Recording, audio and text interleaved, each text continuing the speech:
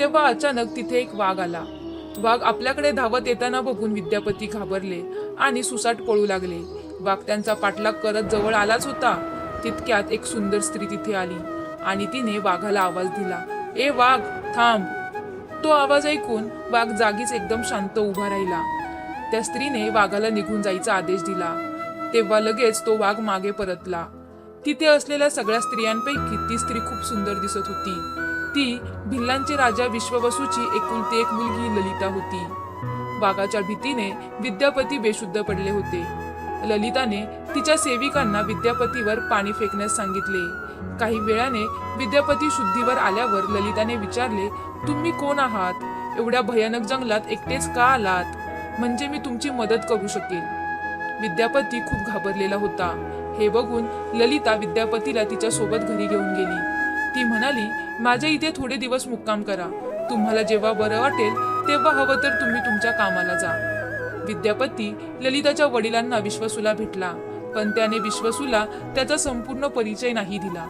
फक्त एवढंच सांगितलं की मी भगवान श्रीकृष्णाचा भक्त आहे, म्हणून भगवान श्रीकृष्णाचे ज्ञान लोकांना वाटत असतो आणि त्यांच्या शंकेचं निरसन करत असतो. विद्यापतीने त्याचा संपूर्ण परिचय दिला नाही, कारण त्याला त्याचं ध्येय आधी पूर्ण करायचं होतं. विश्ववसू विद्यापती सारख्या विद्वानाला भेटून खूप खुश झाले. विश्ववसूने विद्यापतीला त्यांच्या घरी काही दिवस अतिथी म्हणून राहण्याची विनंती केली. तिथे काही दिवस राहिल्यावर ललिताला विद्यापतीविषयी प्रेमभाव निर्माण व्हायला लागले.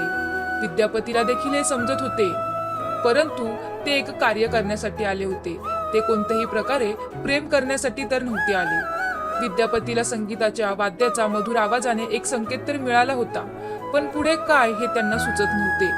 एक दिवस विद्यापती खूप आजारी पडले, तेव्हा ललिताने त्यांची खूप सेवा केली. नंतर बरे झाल्यानंतर ललिताच्या सेवेवर प्रसन्न होऊन त्यांच्या मनात देखील प्रेम भावना निर्माण झाली.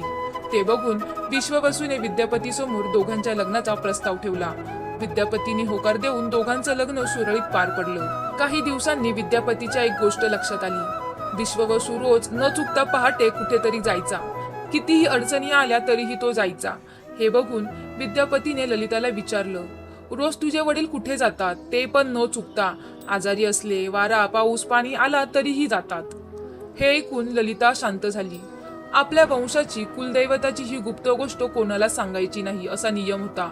परंतु हे तर माझे पती आहेत, आता माझ्या कुटुंबासोबत जोडले गेले आहेत. यांना देखील कुलदैवताबद्दल माहिती असायला हवी असा विचार करून ती विद्यापतीला म्हणाली, स्वामी, हे आमच्या कुळाचे रहस्य आहे.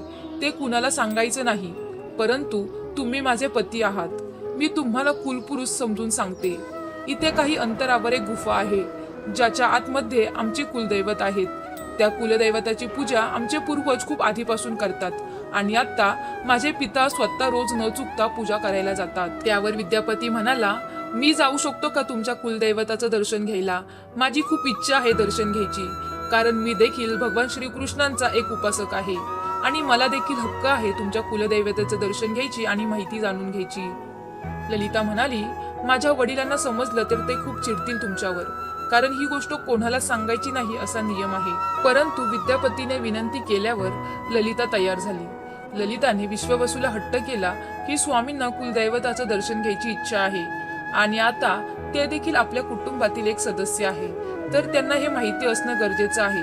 मी तुमची एकुलती एक मुलगी आहे. तुमच्यानंतर मला देखील या कुलपुरुषाची पूजा करणं भाग आहे. मुलीच्या हट्टापुढे विश्ववसू तयार झाला, पण त्याने डोळ्यावर पट्टी बांधून आत घेऊन जाणार असे सांगितले. विद्यापती विद्वान होता. तो तयार झाला आणि जाताना डोळ्यावर पट्टी तर बांधलेली होतीच, परंतु तो सोबत राई घेऊन गेला.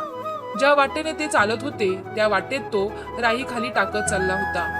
गुफेत पोहोचल्यावर विद्यापतीच्या डोळ्यावरची पट्टी काढली गेली. त्या गुहेत निळ्या रंगाचा प्रकाश सर्वत्र पसरला होता. हातात बासुरी घेऊन भगवान श्रीकृष्णाचं रूप विद्यापतीला दिसत होतं. विद्यापती एकदम आनंदित झाला. तो एकटक मूर्तीकडेच पाहत राहिला. विश्ववसूच्या आदेशावरून पुन्हा डोळ्यावर पट्टी बांधून ते दोघे गुहेतून बाहेर पडले.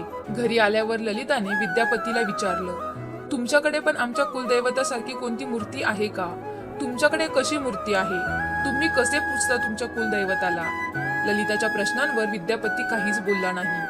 गुफेतली अलौकिकता बघून तो भारावून गेला होता.